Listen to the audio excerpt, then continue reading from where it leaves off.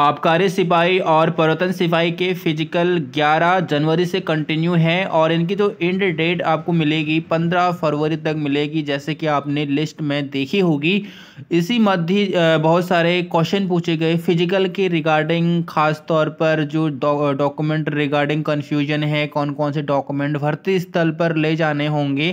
साथ ही जो है प्रवर्तन और आबकारी सिपाही जिनका फिजिकल पूर्णतया कंप्लीट हो चुका है सक्सेसफुली, तो वो अब सिलेबस पर पूर्ण रूप से फोकस कर रहे हैं। तो सिलेबस के लिए उन्हें कौन कौन सी बुक परचेज करनी चाहिए, कौन कौन सी बुकें उन्हें रीड करनी चाहिए जिनका उनका सिलेक्शन ईजिली हो जाए, इसके बारे में डिस्कस करेंगे। साथ ही हम जानेंगे किस भर्ती में ज़्यादा कंपटीशन रहने की उम्मीद है और एग्ज़ाम जो है कब तक करवाने की यहाँ पे आयोग कोशिश करेगा। आइए स्टार्ट करते हैं। नए अभ्यर्थी हैं तो आपके लिए जानना और भी ज़रूरी हो जाता है। तो आइए स्टार्ट करते हैं। चैनल पर नए हैं, चैनल को जरूर सब्सक्राइब करें। लेटेस्ट अपडेट के लिए आप टेलीग्राम चैनल भी ज्वाइन कर लें, जिसका लिंक इस वीडियो की डिस्क्रिप्शन में दिया हुआ है।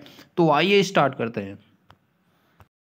तो सबसे पहले यदि आपको मैं कोशिश करूं कि आपके पास जो होना चाहिए कि स्वप्रमाणित घोषणा पत्र आपको जरूर ले जाना है भर्ती स्थल पर। ये एडमिट कार्ड में साफ साफ लिखा गया है, तो इसलिए आपको स्वप्रमाणित घोषणा पत्र ले जाना है। जैसे कि इसका फॉर्मेट इस प्रकार से है, परंतु उस भर्ती रिगार्डिंग ये नहीं है, तो आपको डाउनलोड कर लेना है साइड में जाके। ठीक है, स्वप्रमाणित घोषणा पत्र भर लेना है और इसमें साइन वगैरह आपको कर लेने हैं, हस्ताक्षर होने चाहिए, नाम भी आपको लिखना है। प्लस में आपको जो ले जाना है वो आपको पता ही है कि एडमिट कार्ड सबसे मेन होता है, तो एडमिट कार्ड आपको ले ही जाना है। ठीक है, तो आपको क्या हो गया, डिक्लेरेशन सर्टिफिकेट या फिर पत्र कह सकते हैं, जिसे हम घोषणा पत्र कहते हैं। उसके बाद आपको क्या हो गया, आधार कार्ड हो जाता है। आधार कार्ड भी आप ले जाएं, एडमिट कार्ड, आधार कार्ड, और उसके बाद हो गया घोषणा पत्र, और उसके बाद डोमिसाइल सर्टिफिकेट आपके पास मेन होना चाहिए, मस्ट है।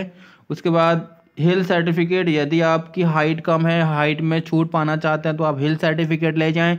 उसके बाद SC ST OBC यानी कि रिजर्व कैटेगरी के हैं यदि आप अभ्यर्थी, तो आपके पास कास्ट सर्टिफिकेट होना चाहिए, तो कास्ट सर्टिफिकेट आपको ले जाना है। साथ ही यदि आप जनरल कैटेगरी के हैं, 10% आरक्षण पाना चाहते हैं, तो EWS प्रमाण पत्र बना हुआ होगा तो उसे भी आप ले जाइएगा।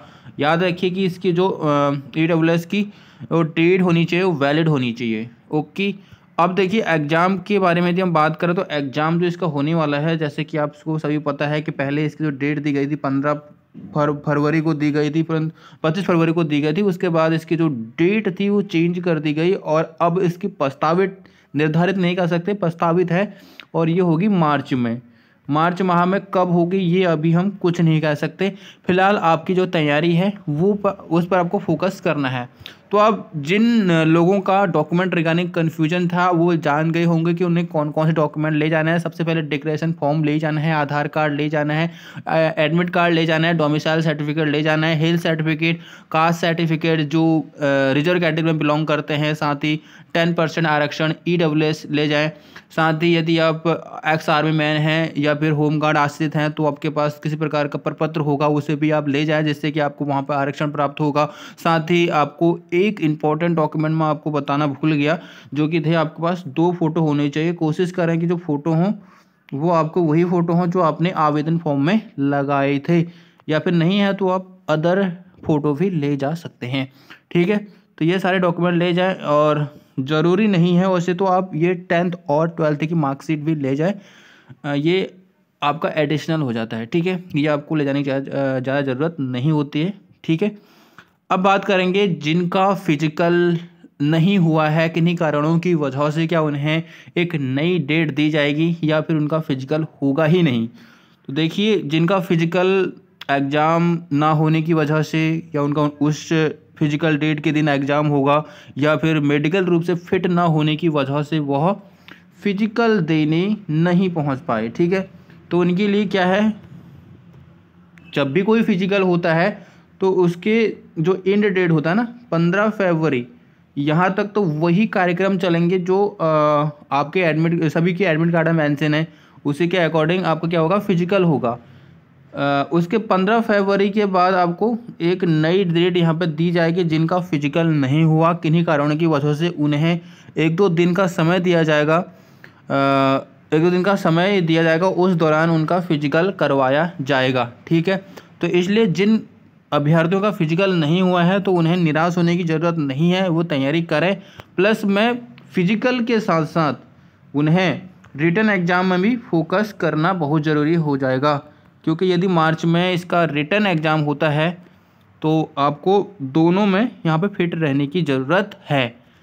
देखिए मार्च में संभावना काफ़ी कम हो सकती है, क्योंकि आचार संहिता भी वहाँ पे लगेगी मार्च या फिर अप्रैल में, नहीं फरवरी और मार्च में लगेगी।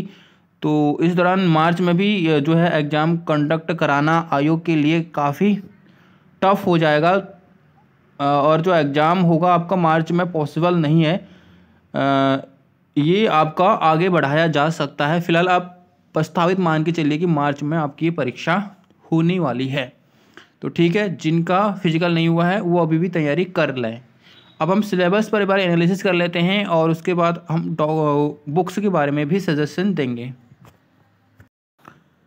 सिलेबस पर एनालिसिस करने से पहले हम यह जान लें कि किस भर्ती में कंपटीशन ज़्यादा रहने वाला है। तो सबसे पहले हम बता दूं कि प्रवर्तन सिपाही जो है, जिसके लिए 118 पद हमारे निर्धारित हैं ना, और साथ ही 100 पद आपके जो हैं ये आपके एक्साइज इंस्पेक्टर के हैं। ठीक है, एक्साइज इंस्पेक्टर के हैं, यानी कांस्टेबल कह सकते हैं। ठीक है, एक्साइज कांस्टेबल के आपके 100 पद हैं।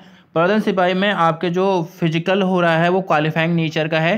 साथ ही जो एक्साइज कांस्टेबल का है, इसमें 60 मार्क्स का आपका क्या रहने वाला है, फिजिकल रहने वाला है। दोनों की जो मेरिट, दोनों को काउंट करेंगे तो आपका 160 की मेरिट बनने वाली है।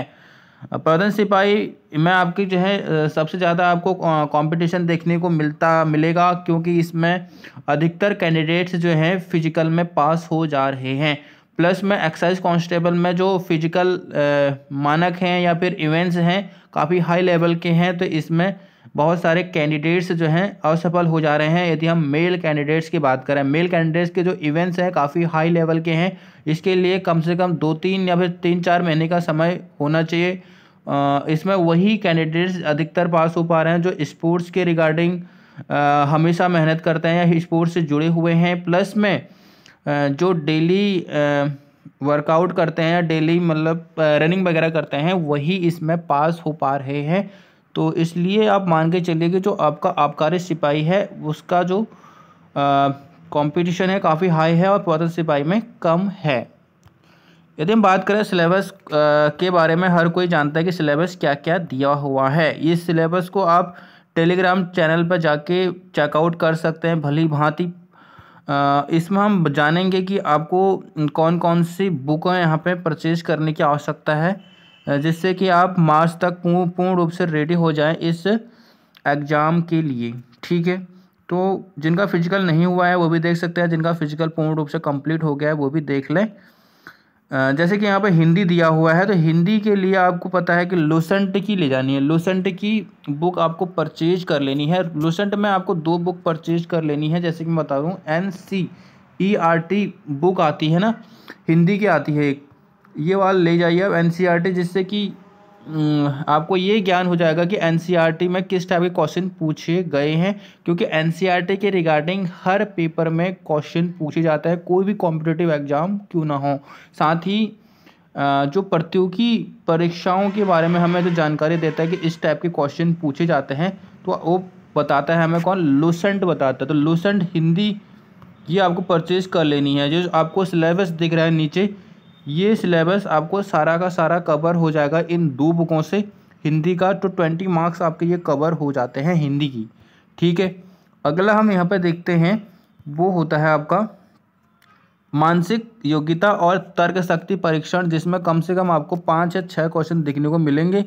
इनको कवर करने के लिए आपको एक प्रतियोगी परीक्षाओं के लिए जो रीजनिंग और तर्क शक्ति की बुक आती है वो आप परचेज कर लें, या फिर आप इन टॉपिक को यूट्यूब पर सर्च करके सभी को 1 बाय 1 करके पढ़ सकते हैं। इतना हार्ड नहीं है, एक बार आप इनका वहाँ से रीड कर लेंगे, कंटेंट ले लेंगे यूट्यूब से, तो आप इन्हें ईजिली कर पाओगे। या फिर आप बुक लें तो काफ़ी सही रहेगा, तो इसके लिए आप बुक आप ज़रूर लें। उसके बाद हम बात करते हैं यहाँ पे जो आपका फंडामेंटल ऑफ कंप्यूटर सिलेबस है, ये हम कैसे कवर करेंगे, इसमें भी आपको 5 या 6 क्वेश्चन देखने को मिलेंगे। ठीक है, इसके लिए भी आपको लोसेंट कंप्यूटर की बुक परचेज कर लेनी है। ठीक है, अगला जो है आपका वो रहेगा इतिहास और जो आपकी जीएस वगैरह हैं, जिसमें कम से कम 30 मार्क्स के क्वेश्चन आपको देखने को मिलेंगे। जीएस जो होगा इसमें आपका इकोनॉमिक्स रहता है, हिस्ट्री रहता है और पॉलिटिकल रहता है, प्लस में आपका क्या रहता है, ज्योग्राफी रहता है। इन 4 सब्जेक्ट को कवर करने के लिए आपको लुसेंट बुक परचेज करनी है। अब लुसेंट आपके 2 होनी चाहिए आपके पास। लुसेंट आपके पास कितनी होनी चाहिए, 2 होनी चाहिए। एक तो होनी चाहिए ऑब्जेक्टिव टाइप का होना चाहिए। पहले आपको सब्जेक्टिव पढ़ लेना है। सब्जेक्टिव पढ़ लेंगे तो ऑब्जेक्टिव जो बुक होगी उसमें आप अपना रिवीजन कर सकते हैं। इसलिए आपको दोनों बुक ले लेनी है लुसेंट की, सब्जेक्टिव प्लस ऑब्जेक्टिव। ठीक है, दोनों के लिंक, इन सारे बुकों के लिंक जो बता रहा हूँ वो आपको, जो भी बुक बता रहा हूँ इन बुकों का लिंक इस वीडियो के डिस्क्रिप्शन में डाल दूंगा, वहाँ पे आप ऑनलाइन परचेज कर सकते हैं। ठीक है, अब देखिए यहाँ पे आपको ये सिलेबस आपका कवर हो जाएगा इससे। ठीक है, उसके बाद जो है आपको एक और बुक परचेज कर लेनी है। स्कूली लेवल का ज्ञान यानी एनसीईआरटी लेवल का ज्ञान और गेन करवाना है, तो उसके लिए अब एनसीईआरटी की आती है, एक बुक आती है महेश बंडवाल जी की, ये वाली बुक आप ज़रूर परचेज कर लें। ठीक है, तो आपको 3 बुक यहाँ परचेज करनी है जीएस के लिए, एनसीईआरटी महेश बंडवाल की, उसके बाद लुसेंट की ऑब्जेक्टिव एंड सब्जेक्टिव। ठीक है, 3 बुकों से आपका काम बन जाएगा। उसके बाद देखिए आपका अगला जो रहने वाला है वो रहेगा उत्तराखंड का। जो उत्तराखंड का पोर्शन है इसके लिए सभी लोग जानते हैं, जो नए अभ्यर्थी हैं उनके लिए बता देता हूँ मैं आपको। एक तो आपको पढ़ ले जानी है परीक्षा वाणी, जिसमें बेसिक लेवल की नॉलेज होती है उत्तराखंड की रिगार्डिंग। ठीक है, तो परीक्षा वाणी से ही काम बन जाएगा, क्योंकि 12वीं लेवल का एग्जाम में उतना ज़्यादा पूछा नहीं जाएगा टफ। उसके बाद देखिए अजय बंडवाल की एक बुक है, अजय रावत की, सॉरी, तो अजय रावत की बुक है यूके इतिहास के बारे में उसमें बताया जाता है, यानी यूके हिस्ट्री के बारे में उसमें पूर्ण रूप से बताया जाता है। और ये बुक जो है ट्रस्ट है, इसमें बहुत ट्रस्टेड है, तो इसलिए अजय रावत से क्वेश्चन बनते ही बनते हैं उत्तराखंड हिस्ट्री के रिगार्डिंग।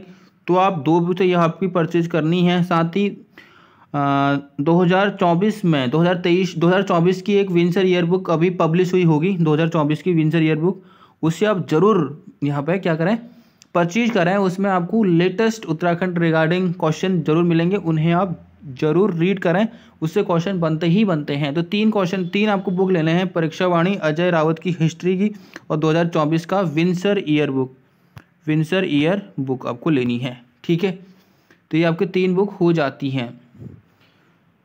तो इस तरह से आपके जो ये हो जाते हैं 20 मार्क्स का आपका ये हो जाता है, 40 मार्क्स के आपके जीएस हो जाता है, इसमें रीजनिंग भी होता है, कंप्यूटर भी होता है, प्लस में इसमें करंट अफेयर भी होता है। ठीक है, उसके बाद 40 मार्क्स का आपका जो होता है इसमें उत्तराखंड का भी होता है और इसमें उत्तराखंड करंट अफेयर भी होता है। इस तरह से आपके 100 मार्क्स का आपका पूर्णांक हो जाता है, जिसके लिए आपको 2 आवर्स का समय दिया जाता है।